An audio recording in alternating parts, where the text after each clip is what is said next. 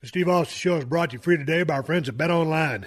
Get in the mix at betonline.ag and use the promo code PodcastOne for your 50% welcome bonus. BetOnline, your online sportsbook experts and exclusive partner of PodcastOne Sportsnet. PodcastOne presents the Steve Austin Show Classics. Gabriel Iglesias is my guest here today. Fluffy guy sitting right around the corner from me. We had a big-ass conference table at what I call Fluffy World. Damn, Fluffy, it's good to see you. How are you? First things first, I just want to make sure that you hit the record button. Man, the I'm not going to let you live that one down. Golly, man.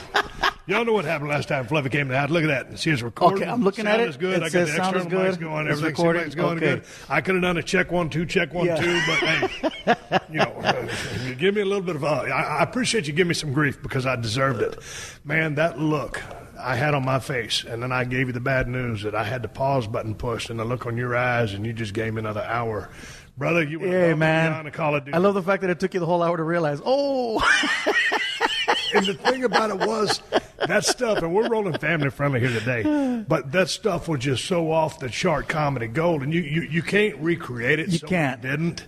So we went down a different road. But god dang, man, that was some of the best stuff I'd ever done. Yeah, man, that was a lot of fun. But I was just like, It was so funny, too, because it's very rare that I've seen you look like, man, I've never seen you as a person that apologizes because I don't see you making too many mistakes. So the fact that you had this look on your face like, oh, wow, like I'm going to have to feed this dude. This is going to cost me lunch. One of the things about it also was, I think, dude, this was the time where I was on a wagon, and you brought over a fifth of tequila. We drank there almost all the tequila. And you know what? You didn't tell me you were on the wagon. Well, I was trying to be professional on the podcast. I don't want to get all slopped up, but that's become kind of a recurring theme here on the show lately. Sometimes when desperate times call for desperate measures. I hope there's not an echo here in this room, but here's the setup. Man, I talked to Fluffy. Fluffy, it's been 2 years now, a year and a half? Time flies by. I want to say about a little over 2 years now. Okay, so it's been a while since we talked. And, last time I was up here, you showed me this building. Right now, Fluffy, have you named this place? We're at a compound. That's basically what it's called. It's called the Fluffy Compound. Called Fluffy Compound. I call it Fluffy World, based off of Wally World from the Griswold family vacation. And so, man, here I am. And Fluffy brought me to this facility a couple years ago. He had just bought this property. And I tell you what, I rolled up on it just a while ago, and I got the grand tour. And we're going to step out in the garage area, the gymnasium area, and talk about a few of his vehicles out there here in a minute. But, man, congratulations on just a outstanding job on a hellacious world-class facility. You told me way back in the day that you kind of did everything on like a WWE-type model scale. Absolutely. And you went first class, mister. I couldn't be more proud of you. This is state-of-the-art. It's absolutely wonderful here. Yeah, it's like you have a vision. You see, what do I got to do to make that happen? I gave up a lot. I gave up a lot. Trust me. It's one of those, just invest. And I wanted to make this the best place I could for everything that I want to do, whether it was merchandising, the man cave, recordings, production, haircuts, you name it. Here's the thing. We'll get out there in a little bit, but there's a barbershop chair, and there's a mirror. It's like a makeup facility. And Fluffy, every time he goes gets his haircut, you tell a story better. You're the one that excels at telling stories. Well, hey, man, but you're the one that saw everything right there. How did it come to be that as you built this magnificent compound, you said, you know what, I got to have a place to get my hair cut? I needed to have a place to get my hair cut because it became an issue every time I'd go to the barbershop. My problem is that I still keep it real and go to the old school barbershop in the hood where people come in and it turns into this just, it becomes chaos. And so finally I just told my barber, hey, man, if I build you a little spot, will you come and cut my hair? And he goes, as long as you have beer. And I'm like, okay. So it cost me breakfast and a beer every week to have him come out and cut my hair here. Well, check it out, man. Speaking of, I've always been enamored with hair cutting. That no one would ever know that I would, have. I thought you were going to say beer. I'm like, duh. I got to think about beer. But back when I used to go get my hair cut in Edna, Texas, the lady used to cut my hair. I was always kind of like, in tune with the process. How they make chicken salad out of chicken scratch. And so, dude, if you ever want me to come down here and practice on your dome, drink a couple of brewskis, and get you tightened up before you go on tour, if your guy calls in sick, I just want you to know I'm just a phone call away, and I will come down and do my magic. It'd be worth it just for the photo of that. Yeah, my hair right now is all of, quarter inch, maybe? About a quarter inch? You kind of get sloppy. A little bit. Dude, I remember you having like amazing long goldy locks at one point. I mean, dude, I used to walk into the drugstore we used to go to the drugstore to get a fountain Coke. This was way back when I was a kid, so I'm a little bit older than you, Fluffy. But in Edna, Texas, there were 2 drugstores, and we'd go to Williams-Lee Drugstore and get a vanilla Coke. And the ladies would be, old ladies walking through Edna, Texas, town of 5,000 people in South Texas, and they would say, "Oh, your hair is so beautiful. Is that your natural color?" No, I'm 11 and I'm dyeing this stuff. Yeah, it's my natural color. I had some blonde ass hair, and see, look, dude, you're 3.5 feet away from me.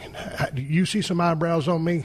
Barely. Right. Okay, so basically being an albino, if you look back at my old wrestling pictures, I used to have a semblance of an eyebrow, but they've kind of faded away just like my hairline.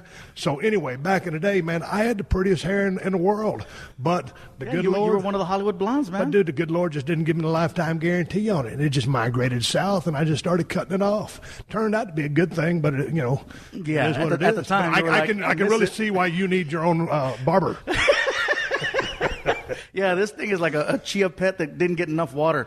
It started off really good on the sides. Do you ever figure, like, hey, man, I really got to get my money's worth out of this barber. Maybe I should take Rogaine to make him come over more often. The problem with taking products like that is that it messes you up in other ways. It's like you want to have the cool hair so that you can get the lady so that things can happen, but then you take the Rogaine, and the Rogaine makes you, Oh, I didn't know that. Yeah. See, that's why. I never messed with the Rogaine because I was never one to. I just didn't feel like it was my kind of thing. So I figured it would go south. It worked out, man. Dude, so you're saying it would lower the sex drive? My understanding is ED.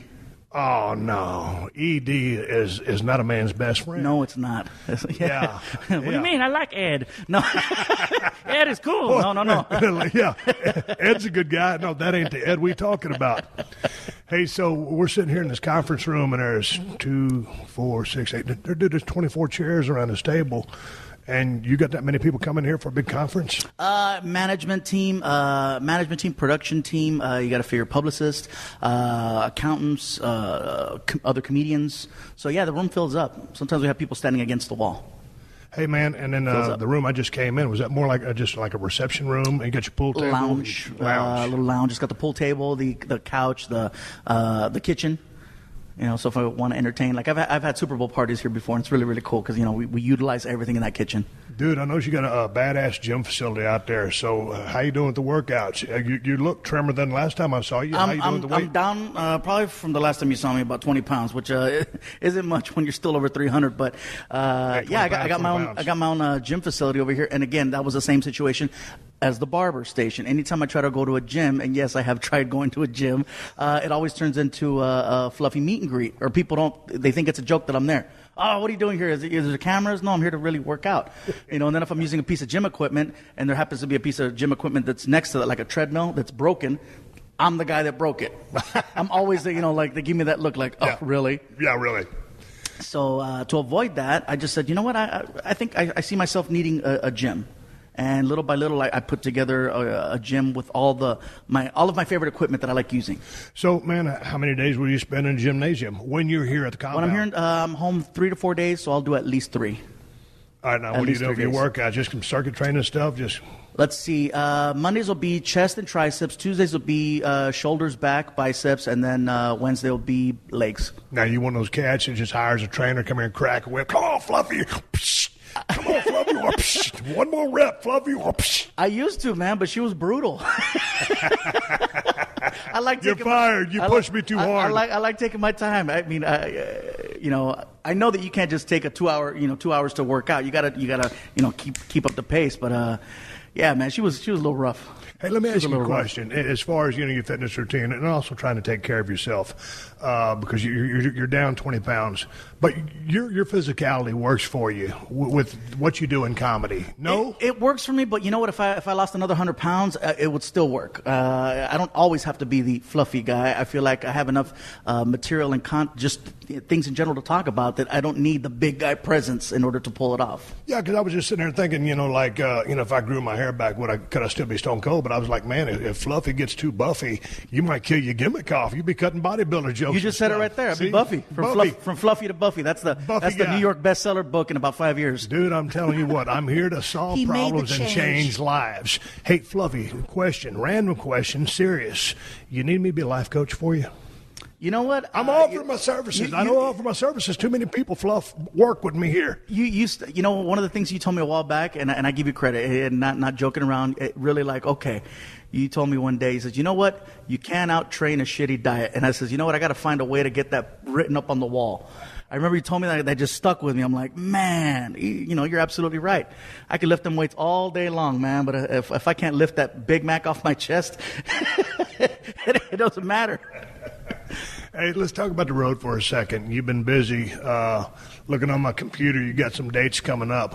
Did you just come off the road? Where are you at? What are you doing right now, man, with respect to touring? Respect to touring, on the road 46 weeks out of the year. I come home every week, Monday, Tuesday, Wednesday. Got to visit the family, check the mail, and then back out on the road again. So usually 4 days gone and then 3 days home. Dang, man, last time I saw you, were you married or did you get married? Just got your girl? No, I have my girl, but, you know, not married. Okay. Not married. But same girl? Same girl. No, I mean that with respect. Yeah, no. Yeah. I didn't know what the situation was. But if it wasn't the same girl, you'd understand, too. Man, got to eat. The road got a road. Dude, you coming up in, you're going to do some time in Oklahoma. You're going to go to Washington, Oregon, Alberta, Minnesota. Oh, you name it. I'm like that. What's that? The song from Johnny Cash. I'm an everywhere man. I'm an everywhere man. Bethlehem, PA, coming up. Atlantic City, New Jersey. Mashantucket, Connecticut. I ain't never heard of Mashantucket. Where's that at? You're going to tell me it's in Connecticut. Yeah, right? No. It's down the street from Vince's house. Vince, if you listen to this podcast, which I highly doubt you are, you got to go see Fluffy Guy. Hey, dude, you're coming up to Hermosa Beach, California, the Comedy and Magic Club on August 21st. I just got finished seeing your boy Bill Burr over there. Yeah, he's a huge wrestling fan. Bill Burr, man, he will talk your ear off about wrestling. Well, here's the thing. He was at my house the other day, and, you know, I didn't know – because I've been a Bill Burr fan for a long time, never met the guy, and I saw his profile picture, had Ric Flair. Him and Ric Flair. So I said, well, dude's got to be a wrestling fan, so I sent him a direct message, and we hooked it up. So I'm thinking, okay, when Bill Burr shows up, because I've seen him so many times on YouTube, this is jokes going to be falling out of the sky.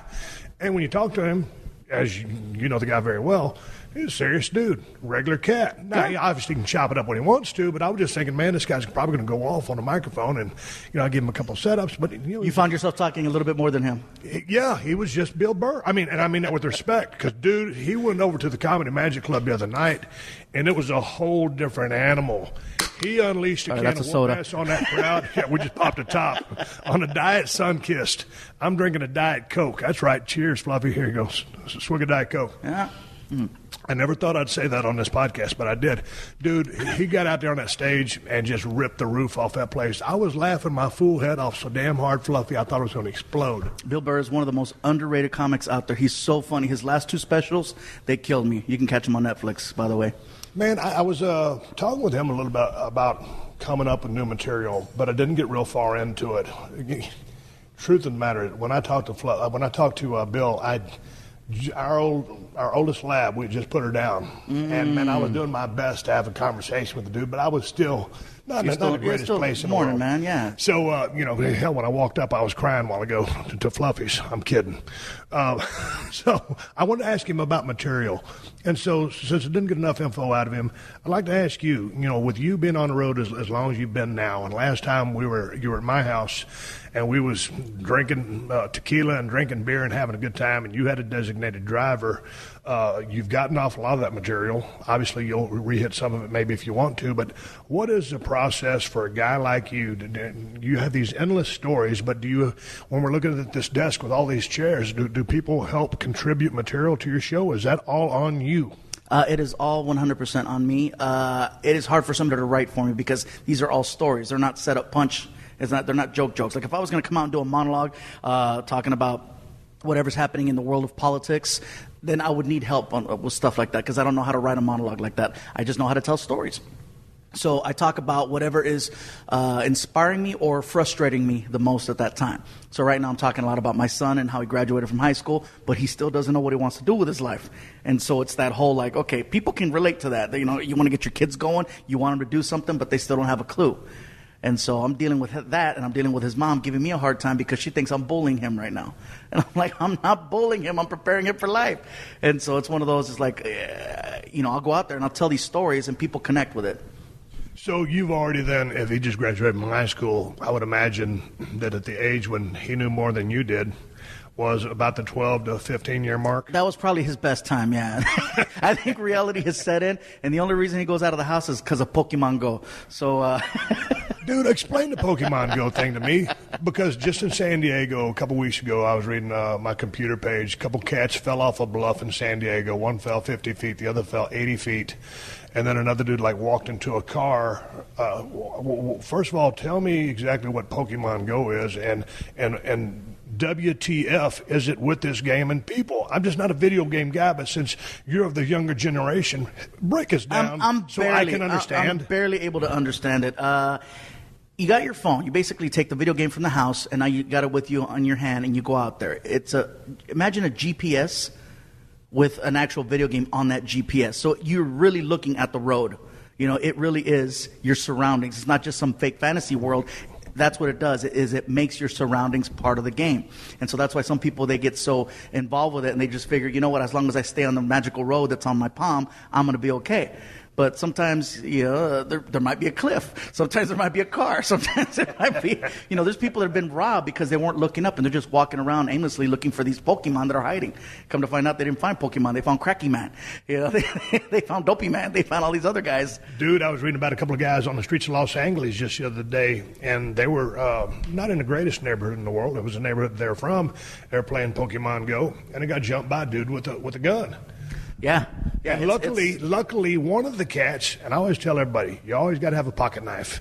And one kid had a pocket knife, and he fended the guy off. He charged him with a damn pocket knife. Now, I'm not advocating violence. I hope if you have a pocket knife, you never have to use it to defend yourself. But at least this dumb SOB who was dumb enough to be playing a video game in the middle of nowhere at 2 a.m. had a pocket knife to be able to defend himself. And he got busted up a little bit, but he didn't get shot and killed. Yeah. Dude, it's stuff like that, Fluffy. But he should have been out there at 2 o'clock in the morning playing a stupid Pokemon game. Exactly. Yeah. Dude, and here's the thing. But this is the best time to get them. Dude, but here's They're sleeping, man. Dude, I walk the streets, or I'm driving in my car in Los Angeles, California, Marina Del Rey, whatever. We're here in the LBC, but it's all the same. You see a cat on the corner, and they're waiting for the stoplight to change, do the white pedestrian sign. When the white light for the pedestrian walk, you just walk. Mm-hmm. Well, these people got their head on their phone. Whether they're playing Pokemon Go or they're just sending text messages, they won't even look both ways. They just, since the signal said walk, it's okay for me to walk. Not wondering about that dude taking that right-hand turn who didn't see him because he's texting himself. So you got your head up your ass. My thing's Fluffy. When I change, my thing, Fluffy, is when I'm walking down the street, if I'm crossing a street, and if I'm in L.A., or, dude, if I'm at my ranch in the middle of nowhere, I got my head on a swivel because I'm going to make sure there's going to be a lot of things that happen to Steve Austin in his life, but getting smoked by a car because I had my head up my ass, looking at my iPhone instead of looking for traffic ain't going to be one of them. What is it with these damn video games and texting? Because here's one more thing for you, Fluff, and work off this for me.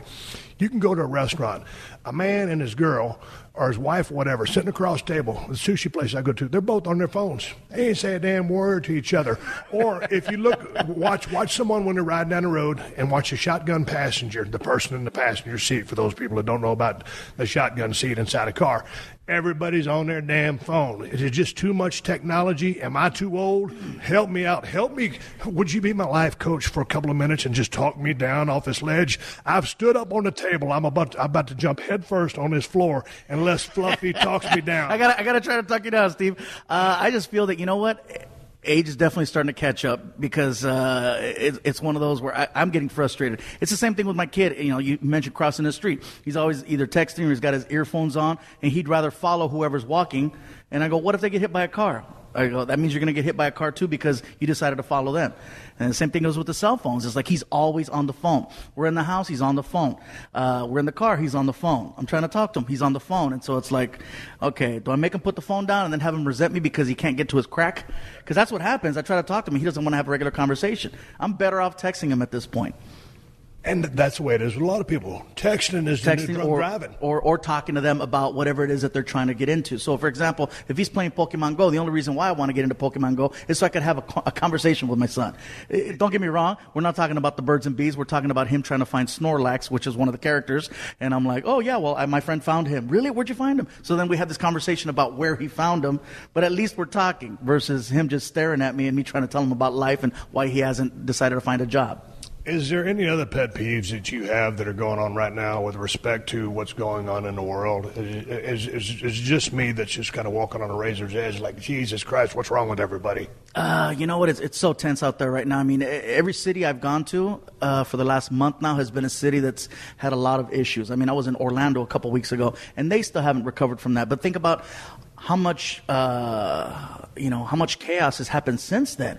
You know, you figure it used to be a time where once every couple of years you'd hear about some major, just like, oh man, I can't believe that happened.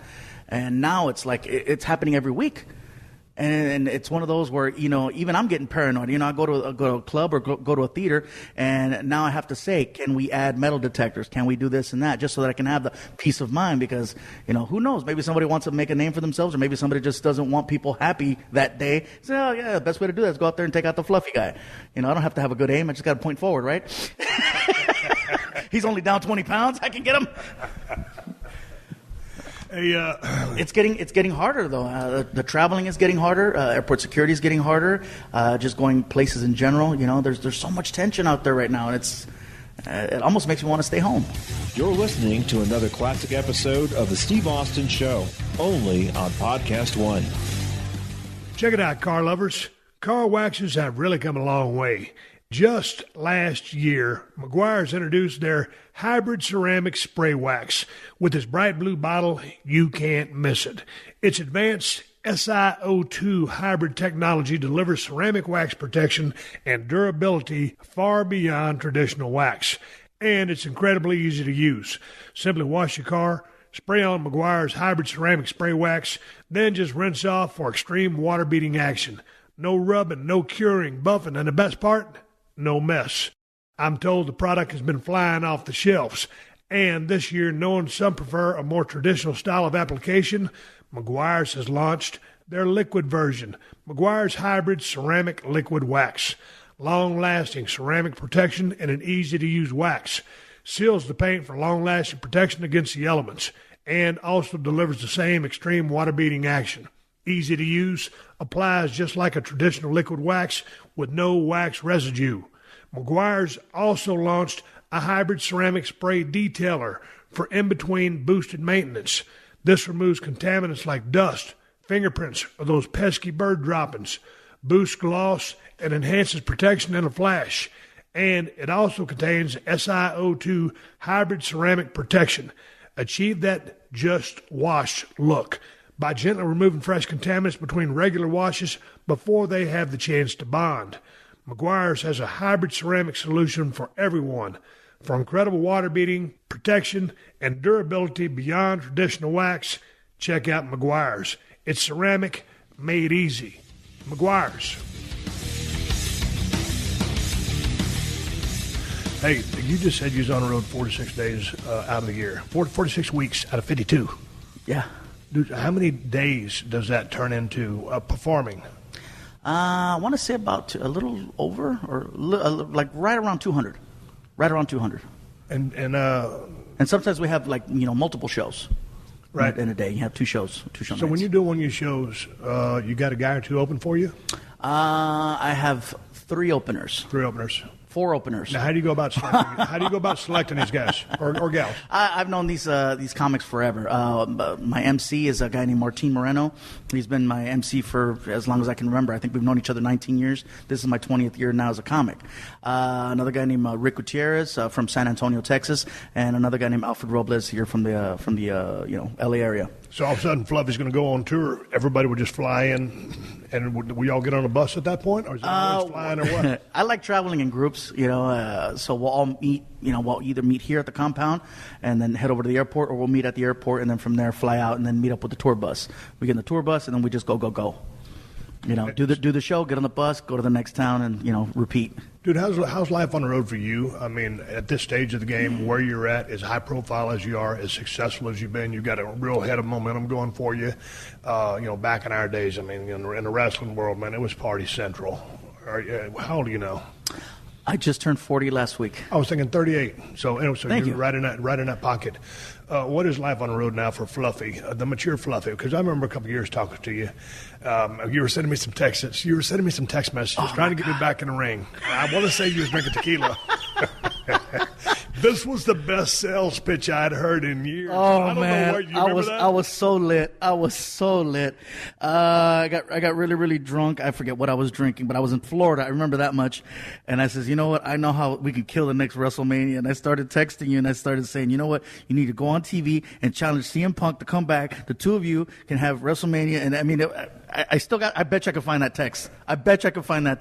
And I said, you know what? I bet you anything that could kill it. You both make a bunch of money. I swear I was Fluffy McMahon. I was trying to sell it. Dude, and then the next day I'm like, I can't believe.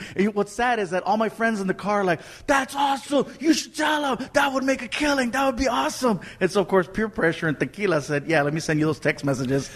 I was blowing you off at first. I said, man, it's a bad idea, Fluffy. Now I'm done. Hell, I'd have a couple of beers myself. And about midway through it, I thought it was a pretty damn good idea. And then I woke up the next morning and said, Fluffy's off his rocker last night. Because if I'd had a couple shots of tequila like that time you rolled into my house that 5th, I might have called Vince up and said, hey, I got a good idea for WrestleMania 33. Courtesy of Fluffy. Man. Yeah, so to answer your question, I've matured slightly. As the drinking, I'm a lush. That's my biggest problem. Is at the end of the week, I just want to unwind, and that's why you got that text. I think it was a Sunday. It was the end of the week, and what is unwinding for you these days? I mean, you like tequila? Are you drinking beer? What do you? I've never been a beer guy, and I've never been substances that were whatever. That was never my thing. But drinking definitely was. It used to be mild. We're just I'll have one or two. My friend was like, hey, you have some wine. I go, I don't think so. I can't do it. But then, I got into tequila, and it was one of those where either it was going to be cool or it was going to be like, all right, help me up off the ground. There's been a few nights where, I didn't want to be in that position, but I have partied a little too hard sometimes. Now, do you like to just do tequila shots, or are you a margarita guy? Because as much as I love my tequila, especially if you get a good smooth sip of tequila, that's all fine and dandy, or something on the rocks with some lime juice squeezed on it. But I've got a recipe. It's called the Broken Skull Ranch Margarita, and it's pretty damn famous. At least it is over at the Broken Skull Ranch with my buddy Ted. We've melted some metal cups making those damn things. You talk about stout, mister. One of these days, if we're out on the road or we meet somewhere, if you come down the ranch, whatever, I'll make you one. It'll knock your socks off. Are you a margarita guy, or are you just shooting them? I usually just shoot, but I would definitely entertain the idea of having one of your margaritas. But that's a smart call because you avoid all the sugar of all that.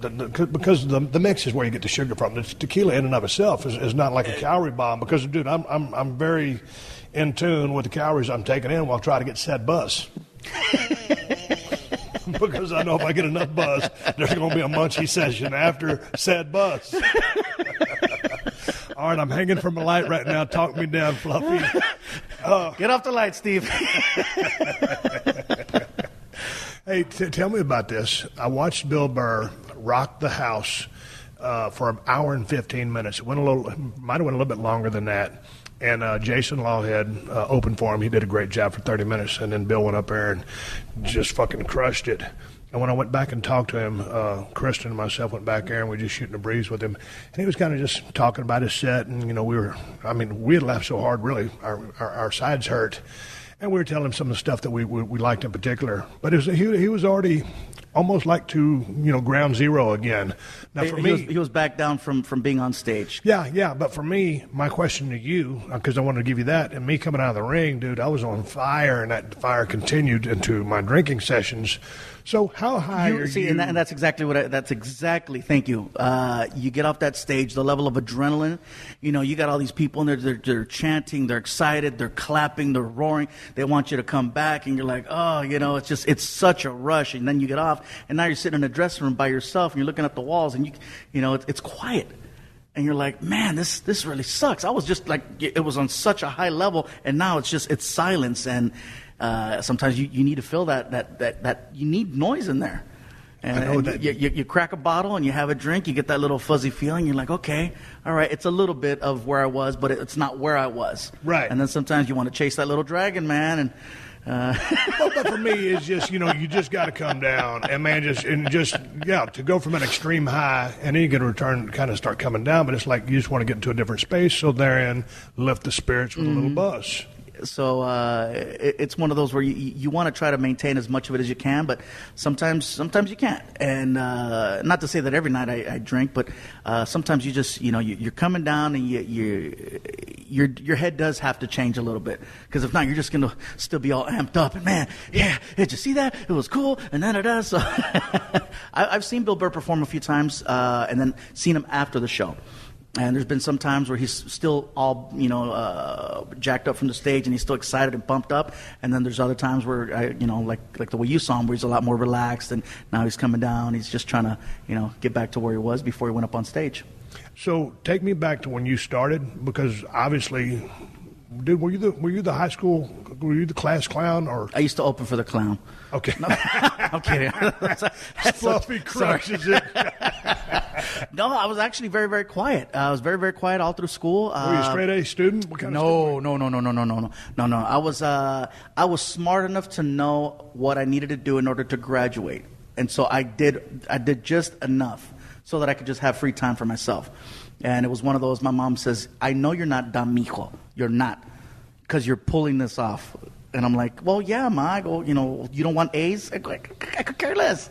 I go, "Do you want A's?" She goes, "I just want a diploma." I go, "Okay, all right, you just told me what you wanted." She wants a diploma, and I just want to get by. Right. And so I got her the diploma, and after that, she didn't bug me about anything. So then what was the next step for you? So in high school, I played a little bit of sports. I was in football. I was in wrestling. And I got kicked off the football team because the coach wanted me to give my shoulder pads to one of the other guys, because he messed up his pads. And he goes, "Well, go get them from Iglasias." And then the guy comes to me and he goes, "Hey, man, coach said to give me your pads." And I was like, "Oh, really?" He said to give you, "Okay, well, I'll tell you what, I'll give you these pads when you can freaking beat me for them. So come on, let's go heads up right now." And the coach was like, "You can't challenge him. I just told you to give." I go, these are my pads. I sweat in these pads. I've had these pads all year, and now you just want me to hand them over. I go, if he's better than me, then have him take them from me. Next thing you know, I found myself off the team, and I wound up joining the speech team, which turned out to be the greatest thing ever. Because I was able to take my big mouth at the time and then run it all I wanted in speech class. And I never once wrote anything down. All my points that I got in speech was because the teacher said, "Will someone get up in front of the class for extra credit?" And all my extra credit, I could have passed that class 4 times. That was the only class I ever got an A in, was speech. That's awesome. What happened on the football field? Did the coach just say, "Hey, Gabe, take the pads off and give them to the kid"? Once I got the boot right there. "Well, you're out of here. You're done." Right. And I'm, "Okay, well, here you go then." Jesus Christ. And I was okay with that. So you excelled in speech. Speech was just my thing, and it's funny because, like I said, and you've seen me. I mean, I'm not. I'm talkative, but I'm not like, "Oh my God, this guy won't shut up." It's, I just try to carry regular conversations. But when I get up on stage, man, it's on. You hand me that mic, the lights come on, and it's a show. And that's what would happen in class. But you said that as far as your act goes, you just draw from a lot of stories that you've either, I guess, lived through, or you just make up a lot of stories, or well, I guess now because you're experiencing so much stuff with your son, it just organically comes to you. I mean, because it's how do you manufacture this stuff? In the beginning, all my material was impressions. I was just doing impressions of people, characters, cartoons. My show was super dirty. All I was doing was impressions of cartoons having sex. That was it back in the day. Believe me, that killed in high school. But, over time, it's like one of those things where little by little, I started incorporating personal life into my sets, and then I would just take the voices and the sound effects and incorporate that into the storytelling. So it was storytelling that was very animated storytelling, and that's what I do now. Man, when did you find? I mean, I guess you just as you came up, all of a sudden you just discovered that you had this ability to make so many different pitches and so many impressions naturally. But when I watch you, I mean, you're extremely funny. But to me, it seems like with the ability that you have with those impressions, because everybody's a sucker for impressions. I mean, everybody is, literally, I am, but also of your funny stuff that's just flat out, laugh out loud funny. But was there a time, going back to Bill Burr, man, because a lot of times he'd have to follow a guy that would end with just a real blue or just a dirty joke, and like to follow that? It sets the tone, and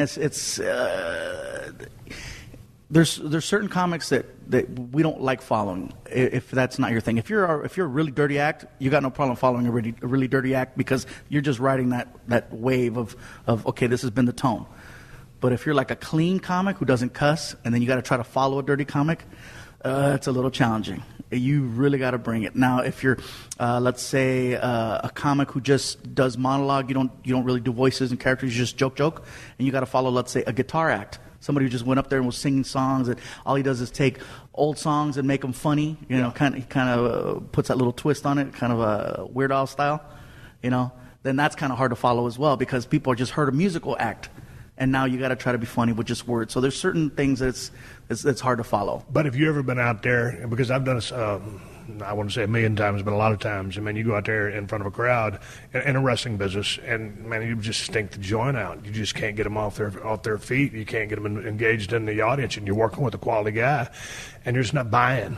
So, early on, I'm like, I don't think Bill Burr has bombed in a long time, but coming up, he did. He certainly did. Were there times when you went to a crowd, and they're coming to see Fluffy because you've been headlining for how long, but has there been a time where when you go back to that bus, you're like, that was pretty good, but it wasn't as good as I can do, or flat out bomb? You know what? Flat out bomb, there's been maybe 3, but I'm always questioning my show. I'm always like, you know what? I could have given him a little bit more. I should have stayed on a little bit longer. I should have done this one joke. I should have done this one callback. I should have interacted a little bit better. So I'm never satisfied 100% with my act. It's never like, yeah, crushed it, killed it. There was nothing left. There's always that little doubt of like, I could have done a little bit better. So I'm never fully happy. But there's been a couple of shows where it was just like, oh, like I was just thinking right now, one show that I did, I used to do a lot of corporate gigs. Now, corporate gigs, very different than a comedy club gig, because comedy club gig, it's like the people are there for stand-up. They already have an idea of stand-up. They've seen it on TV. They understand it. That's what they paid for. Corporate gig, it could be anything from somebody's graduation, a wedding. It could be some type of work function, Christmas party. In my case, I'll tell you, I had two really, really bad ones. One of them actually happened at a comedy club. I was doing a show for a group that's like PETA, but it's strictly dogs and cats. A comedian by the name of Carol Leifer, I believe it's her organization, she put this thing together. And it was to raise money. It was at the Laugh Factory in Hollywood. And she calls me up and she's like, would you donate some of your time? I know you're a pet owner and blah, blah, blah. And I'm like, absolutely. So the comics on the show, it's Jay Leno, a comedian named Tom Papa, and myself. So Jay Leno has to go first because he's got to go tape The Tonight Show. This was back then. And so he goes up there and he's killing it for about 10 minutes, and then he starts telling a story about how he hates his wife's cats. And he's like, oh, my wife's cats are so stupid, and da-da-da-da-da. And so you could feel the crowd. They went from ha-ha, ha-ha, ha-ha. And right at the end, you could already feel them, like the tension, that So Jay Leno says, I'd like to donate $10,000 to your organization so you guys can continue to save these dogs and cats. And the whole crowd jumped up because that was like half of the money they were trying to raise, and he just did it in one hit. And so everybody jumps up. Jay Leno, we love you. And thank you, good night. And he walks off, and Carol Leifer comes up. She's like, keep it going for Jay Leno. He's going to go tape The Tonight Show. We love you, Jay. So then Tom Papa comes up there, comedian Tom Papa, and the first thing he says is, keep it going for Jay Leno, ladies and gentlemen, paying $10,000 to shit on cats. And they just loved him after that. Really? Because he called out Jay, and then he just started doing his act, no problem. Now it's my turn. I go up there, and I'm killing it for about 5 minutes, okay? And then I says, you know what? I should incorporate some animal humor because this is an animal function. So I started talking about my dogs. And I says, yeah, I have 3 Chihuahuas at home. And everybody's like, aw. So and I says, yeah, one of my dogs, his name is Bruno. And I says, Bruno is in love with me. And some lady in the crowd, your dog loves you. I go, no, he's in love with me. I said, at night when I'm sleeping on my side, Bruno will come up to me, lift his leg, and he'll mark my back. I said, and then he'll come over to the other side and cuddle with me. I go, basically, I'm my dog's bitch. And so the crowd starts laughing, and I says, one night, I caught him in the middle of marking my back. And I says, and I kicked his ass off the bed. And some lady in the back of the room, she goes, he kicks dogs. And I thought she was messing with me. And so I started playing it like, yeah, that's right. I kick dogs. I kicked them off the bed. And the lady goes, I can't believe he really kicks dogs. And I'm like, whoa, whoa, whoa, whoa, whoa, whoa. So now she starts getting her table to start yelling dog kicker at me from the back of the room. And I'm like, will you let me explain? This was not a comedy crowd. This was very much an organization, and they did not have a sense of humor. So the lady literally thought I kicked my dog. So they started chanting dog kicker from the back of the comedy club. It gets to the point where the comedian Carol Leifer has to come up on stage, take the mic. She goes, go, go, go. It was like the end of a bad boxing match where the referee's just waving people off. And so I got to get out. I run outside the door. The table starts following me out the door, continuing to yell dog kicker at me. Even the valet guy's like, ¿Te gusta patear los perros? And I'm like, dude, I don't kick freaking dogs, all right? So I get my keys and I take off. It doesn't end there. They start sending me messages on Facebook calling me dog kicker. And this went on for about a week. And for me, I was so devastated because there was people in the crowd that were industry. I recognized people from Channel 2, Channel 9, and Channel 7 in the crowd. And I'm like, oh my God, I got called a dog kicker in front of all these people. I hope they don't really think I'm a dog kicker. And so later on, I spoke to Carol Leifer, and she goes, that lady, she riles things up all the time. Don't worry, people don't really think you kick dogs. I think we know it was a joke. And so that messed me up. And it happened on my anniversary, which totally, it was a horrible one. That was one show. And sorry, that was long. I got to tell you the second one. I get a phone call to do a show in Florida for an organization. The only thing I know about the organization is it's named after a girl. I didn't ask any questions because I saw the amount of money I was going to get paid for it. And I says that when people offer you that kind of money, you don't ask questions. You just say thank you for this opportunity. They were going to give me 4 nights in Orlando at one of the nicest hotels by the amusement parks and a car rental. I thought this was really cool. So I get there early because I want to see what this thing is about. I'm backstage and I see the show sheet, how it's going to go for that night, and it says 8 p.m. band. I said, okay, 8 p.m. band. And then it says 8:30 guest speaker. I said, okay, 9 p.m. comedian. This is an easy show. There's a band, there's a guest speaker, and me. I can follow a guest speaker, no problem. And they got to follow the band. So the band goes up, they do their thing, big applause, guest speaker goes up. This is when I find out what the organization is. Come to find out, it's an organization for battered women who've survived domestic violence in their homes. And this woman goes on to tell this horrific story for half an hour of how she survived her husband's onslaught. And then she pulls out a clicker and a freaking screen comes down and she starts showing the crowd images of what this dude did to her for 30 minutes. And at the end she says, and if I could survive and she could survive and she could survive, we could all survive. And then she walks off crying. And the buyer who hired me to be there says, you cannot address what you just saw, you don't make fun of what you just saw, and you do not cuss. Go. And now the MC goes up there, and he doesn't introduce me to the crowd as a comedian. I wasn't fluffy at the time. This was still years ago. He had to tell people he's a comedian. He just goes, Gabriel Iglesias. And I walk out there, and they're applauding for me like I'm another guest speaker. Like, oh, this chubby guy must have survived abuse as well. And so I go up there, and I'm dying. I'm eating it so bad because this crowd doesn't want comedy. They just got the life sucked out of them by this lady. It's a heart-wrenching story. Oh, man. And I cannot address it. Finally, 20 minutes in, the crowd is talking, no one's paying attention to me, and I snapped, and I says, I yelled at the top of my lungs, this is bullshit. And the whole crowd looked at me, and I says, listen, guys, I'm so sorry for what you just heard. I go, I know you didn't come here for comedy. I says, I think that the reason why I was brought here tonight is because they saw the story, the powerful, emotional story that you guys just heard, and they probably figured you need some lightening up. And I says, I agree, this is not a place for comedy. I'm so sorry. I'm failing you guys. I said, I would like to donate $10,000 to your organization so that you guys can, and it freaking worked. They all jumped up and they all started cheering. I had to give the check back to the lady. And I haven't done a corporate show since. God dang. I got to go back to the dog kicker story. Oh, man, really? Dog kicker 316 says Fluffy just kicked his dog's ass. Hey, what about hey, dude, I still ain't forgot when you dropped a bomb on my damn toilet when you came down to give me man. shit last time, man. That was an accident. I wasn't trying to do that. 316 says I just blew up your bathroom. Dude, you got some nerve. It was unintentional.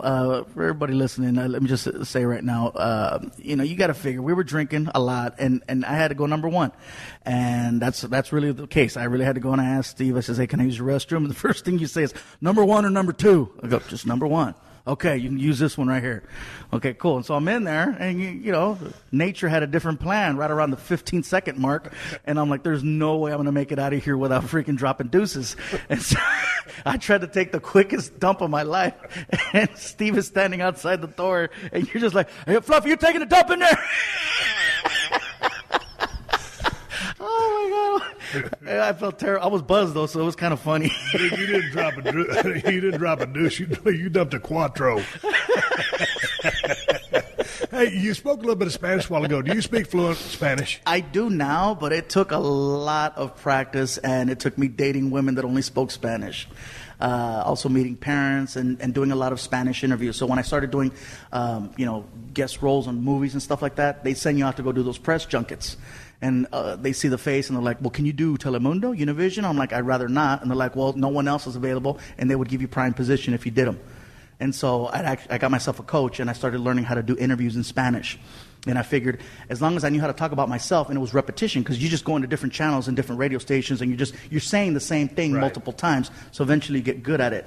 And then you learn how to steer their question into how you want to answer it. So no matter what they'd ask me, I'd find a way to answer it the way I've been answering everything else. Well, it was interesting because I was a big Selena fan way back in the day, and when Jennifer Lopez reprised that, the role in Selena, she knocked it out of the park. But her big thing when she went over to Mexico, they were worried that her accent or she wasn't authentic. Authentic Mexican, enough, or whatever.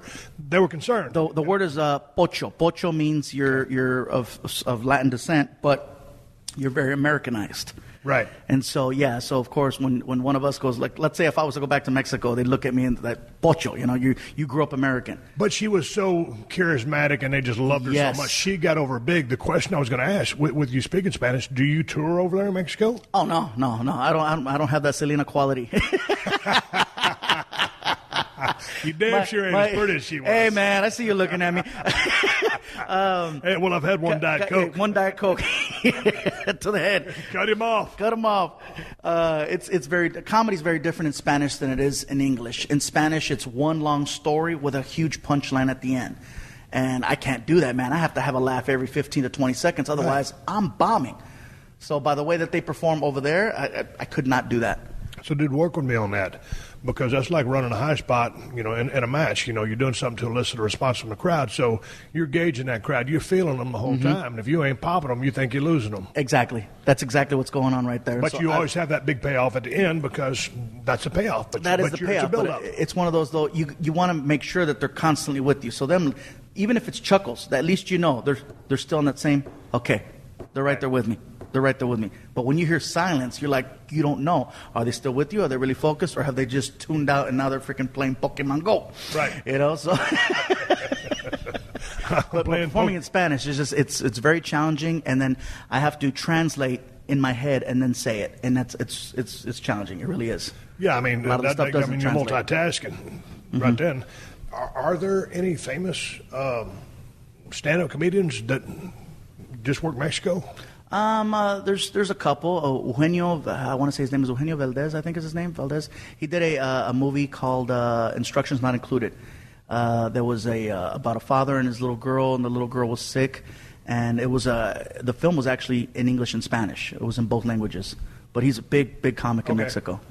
So they got comedians over there, right? Oh yeah, a ton of them. I mean, everybody loves to laugh. Everybody loves to laugh in every language.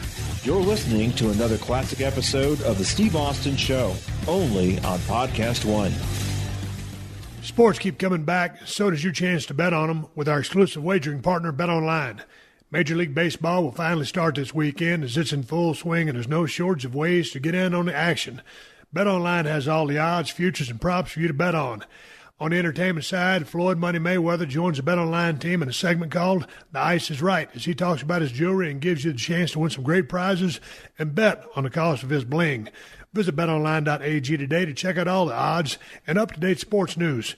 Don't forget to sign up and take advantage of all the Welcome Back to Sports bonuses. BetOnline, your online wagering experts.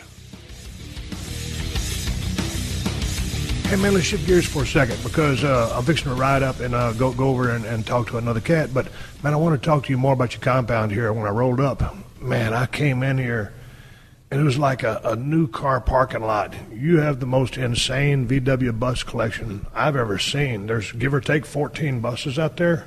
Yeah, give or take. Well, tell me your love for the Volkswagen bus. The love for the Volkswagen bus. Yes, I'm definitely, I call myself the Kombi King because they call them Kombis. My first car was a 1968 Volkswagen Transporter bus. Mouse gray with the white top. That was the original color of it, but it did not look like that when I got it. When I bought it for $600, it was just beat to crap. It was just, I was lucky it held itself together. I'm lucky it didn't catch fire. My first car, I had it for about a year. It got me from point A to point B, sometimes point A to point A, 8.5. Yeah. But it was my first car. And then, after that, I started getting Oldsmobiles and different types of cars and completely forgot about it. Well, eventually I got to, a really good situation in life where I says, you know what, let me see if I can get my old car back. And I went out and I bought not a 68, but I bought a 67. And it was a pistachio-colored Volkswagen that's out there, and I bought it off of these guys that get Jay Leno his cars.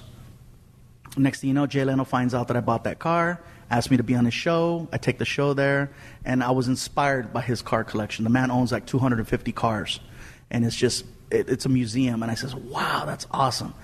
And next thing you know, I get a phone call, and the car guys say, hey, we found this other bus. We think you might like it. I said, well, I wasn't really looking to get another bus, but I'll take a look at it. Next thing you know, here comes this freaking bus. It's a 1954 or 1956 23-window bus. It was just mint condition.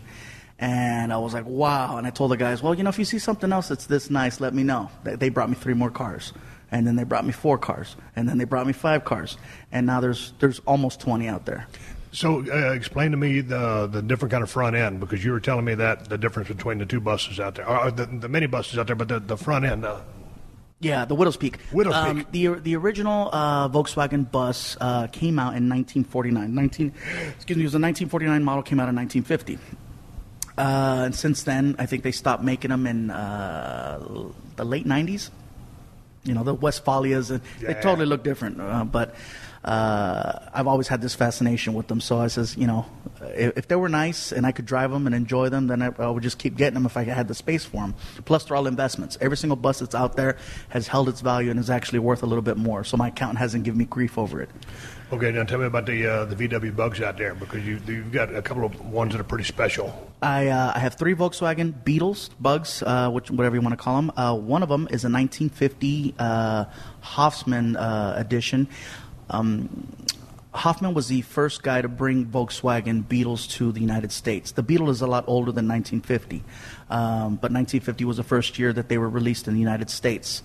And I have one of 3 left from that year, and this is the only one that's in that condition. So the other 2 are all just, they're beat up. So this is the only one like that. Gabe, you're a huge wrestling fan. You've heard the name of a man named Bill Goldberg, correct? Yes, sir. You're aware? I never wanted to bring that name up in front of you, but it's like you saying. You heard of a guy named George Lopez, right? You don't bring up the guy that people compare you to. You're aware that Bill Goldberg collects cars, right? Yes. He loves muscle cars. So I went over to Bill Goldberg's house and had a great time with him, drank a few beers with him, had to spend the night, and it was wonderful. And then he showed me all his muscle cars. The next day we did a podcast, and I offered him $15,000 to buy about 6 of his cars, and he turned me down every time. So that one badass VW Bug that's got all the motor and everything, I would like to offer you the same amount that I offered Bill Goldberg for his muscle cars. Gabriel, at this time, I would like to offer you $15,000 for that Bug in there. Take it or leave it. What's it going to be? Man, No pressure. You didn't even buy me a beer or spend the night, man. You can't. You cut straight to the chase, man. You didn't even wait till morning. You could have had pancakes or something. Gabe, I'm offering you $15,000 for that damn bug. Will you take it or not?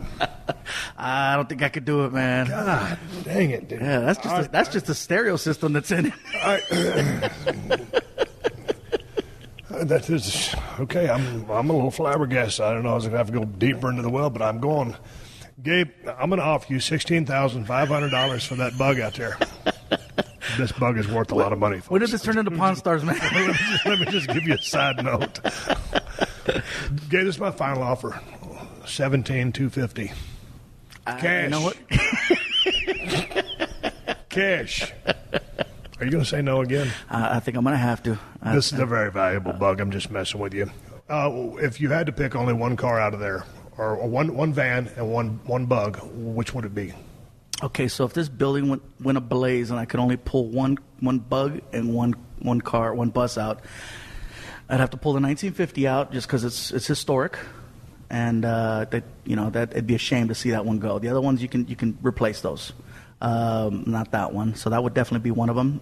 As far as the buses go, I'd probably have to save the barn door, which is the 1952, which is also the classic.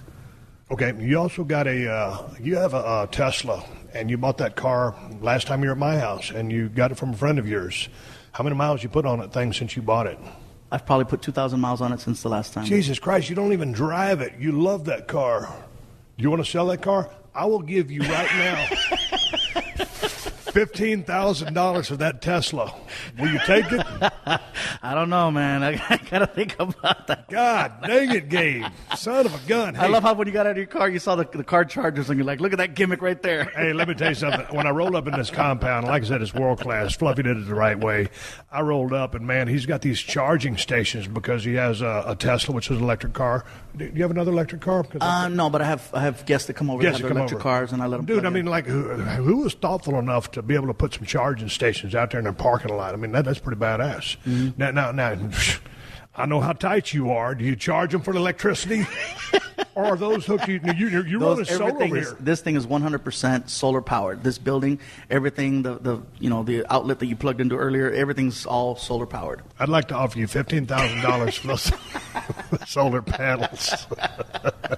That's your bottom line number right there. I can put them on my SUV and drive back to Marina Del Rey. You can come over and use them anytime you want. Yeah, take them with him. I know a guy. I know a guy that can get you one. Dude, you got a 707 horsepower Hellcat out there. How do you like that thing? Oh, okay. I thought you were going to offer me $15,000. Well, I am after you tell me about the car. What was your question? Tell me about the 707 Hellcat. The 707 Hellcat. Bomb. That is more power than any person needs.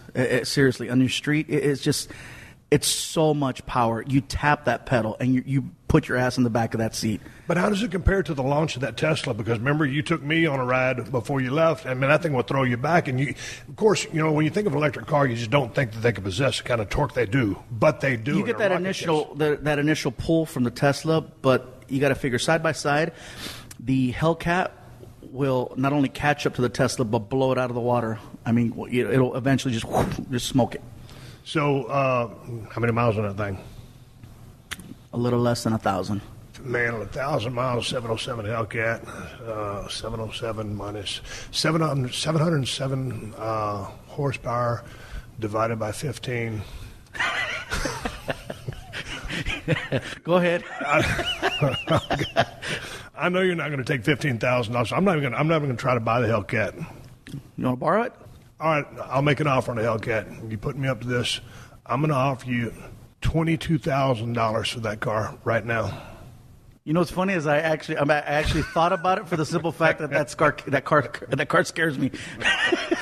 I'm kidding. I was just waiting for Gaby. How am I going to yes and this question? Hey, the Gull Wing doors on the Chrysler 300, how are those working out for you? I don't use them as often it looks cool when you park it and you just leave them up if you're going to be by the car. Right. When you pull up to valet and the valet goes, oh, that's pretty cool. But I spent way too much money for that to happen, for me not to use them more. What's your daily driver now? Are you still using the Flex? The daily driver for me is a Ford Flex or the Escalade that's outside. What about the Nissan? What was that? The QX3? The Infiniti QX56. Yeah, that's it can be a daily driver, but that's one of those that I've had it since 2005, and that sucker's got 100,000 miles on it. So I'm trying not to, I want to keep it in that nice condition without having to go get it serviced again. You're listening to another classic episode of The Steve Austin Show, only on PodcastOne.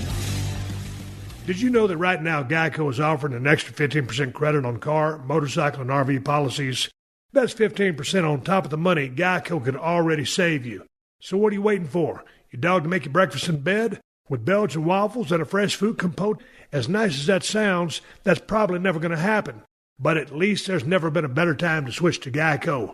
Save an extra 15% when you switch by October 7th. Visit geico.com to learn more. Hey, man, where do you want to go to next? Because you've had some great success In-N-Out? With the In-N-Out. I got a Broken Skull Challenge. We're going to film in 30 days. I'm on a real strict eating regimen.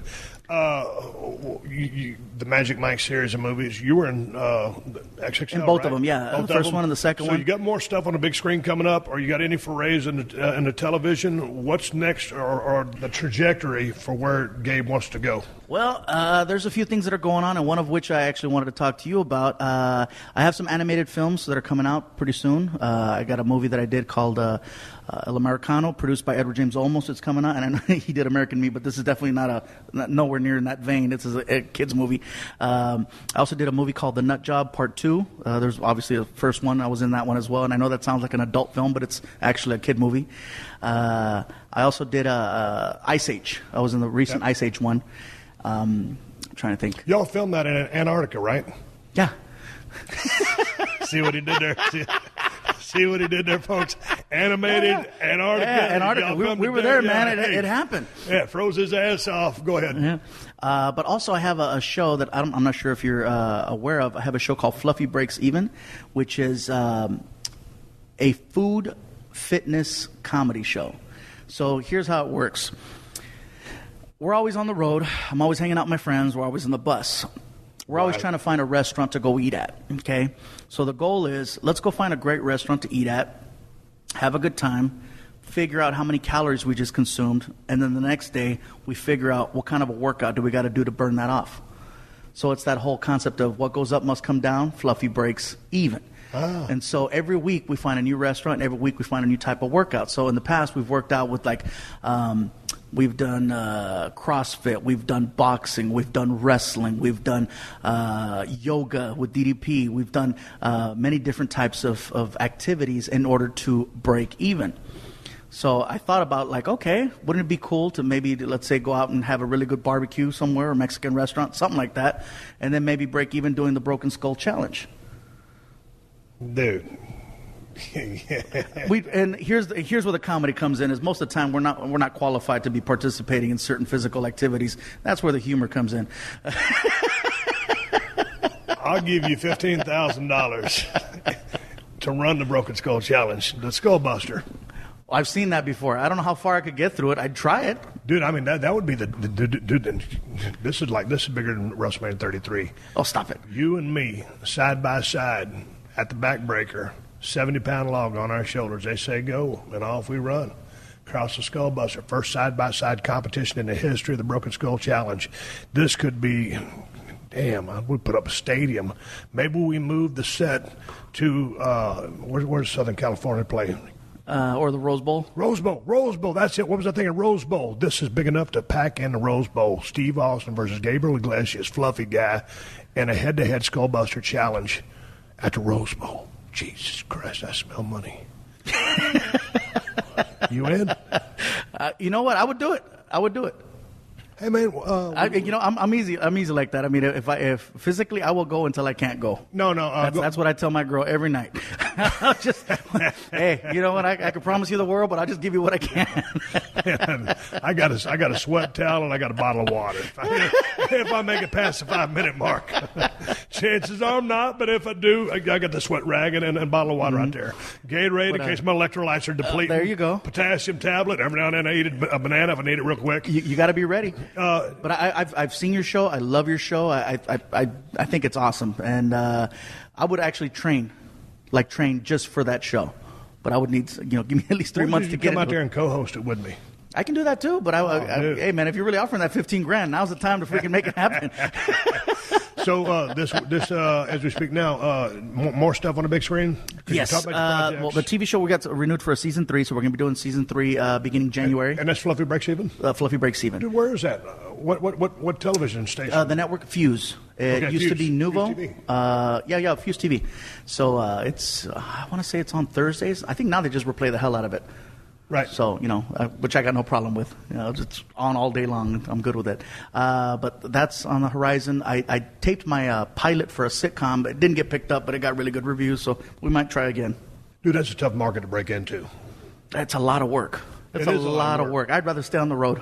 Well, tell me about, you did a badass recording studio here at the compound. Let's wrap this thing up. But you've got a badass green screen that drops down. Tell me the reason that you built your own recording studio back here in your compound, because I love the way you're able to do everything that you need to do and people come to you out here. I have a YouTube channel that I haven't been utilizing as much as I should. It's got 2 million subscribers on it, and I want to start putting more content out there. So whether it's comedy or just, day in the life or featuring other comedians and stuff like that, it's one of those, you always need a green screen. You always need a place to record, and you want it to look cool. You don't want it to just look like, I'm in the parking lot and I'm going to introduce somebody. And make it look official. This way I get that, and then I hire an artist to fill in the green, and then it looks magical. And then it's good recording, it's good lighting. I mean, it's top notch. So whatever it is that I'm doing, it's, And if ever I'm going to record other stuff for other people that want to do something, I just have them come down here. Are you as busy as you want to be right now, or is there just a few more days that you can plug in? Or right now you've got pretty good sanity. Your girl's cool with your schedule, or could you plug something else in? Because for me right now, being a little bit further down the road from you as age, I like to pick my spots now, and so I'm cool. But I know you're still scrambling out there. You spend a lot of time on the road. Is there anything else that you'd like to try to accomplish in a year, or are you booked up? It's one of those right now where if I want to work every single day, I can, because the work is there. I just feel like I burn out a lot. That's why my hat's off to guys like Kevin Hart, who can sustain a comedy career, TV show career, film career, and still go out and run marathons. I swear there's eight Kevin Harts. There's no way that one person is doing all that. It's got to be 8 of them. The 8 funny ones. Eight very funny ones. I honestly would like to start having time for me. It's cool to have money and to be able to do things, but it's even cooler to have the time to do them. You say you pick and choose.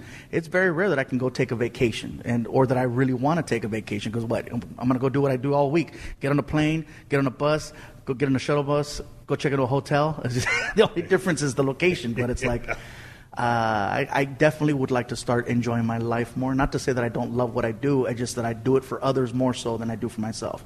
The only thing I really do for me is like that car collection or just being here at the compound. I like spending time here because I built it for me, and I wanted to, I enjoy being here. Dude, this is badass. I wish you'd have built a little wing for me, you selfish bastard.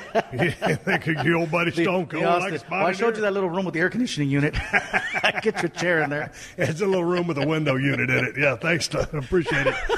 It's a big window unit. Hey, on Twitter, you're at Fluffy Guy. At Fluffy Guy. On the internet, fluffyguy.com. Everything's at Fluffy Guy. You want to find me, you just Google the word Fluffy, and all my social media, everything's there to find. And if we go down and hit them weights, he might come back next year as Buffy. We don't know yet. Fluffy, Buffy. I'll grow out a beard. I'll be scruffy. It's all the same. I'll start kicking ass. Call me Tuffy. Yep. Let me know when you've had enoughy. Oh, jeez. Well, it could have been. That was so hokey, it was actually good. We're going to end on that note. Fluffy, thank you for an hour of your time. Actually, I've been here longer than that, and he's going to kick me out. I can either take the window or I can take the stairs. It's been good talking to you, It's Fluffy. up to you. Thank you so much, Steve. Safe travels. Thank you for joining us for another classic episode of The Steve Austin Show. Please leave a rating and review on Apple Podcasts and tell your friends. For more Steve Austin Show, go to PodcastOne.com. That's PodcastOne.com.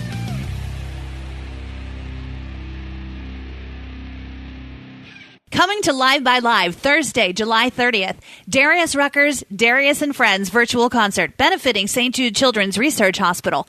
Catch an exclusive one-time-only performance by Darius Rucker live from the Grand Ole Opry stage, featuring guest appearances by Clint Black and Tracy Lawrence. All proceeds from the show benefit St. Jude, so get your tickets today at livexlive.com/Darius and tune in July 30th at 8 p.m. Eastern only on Live by Live.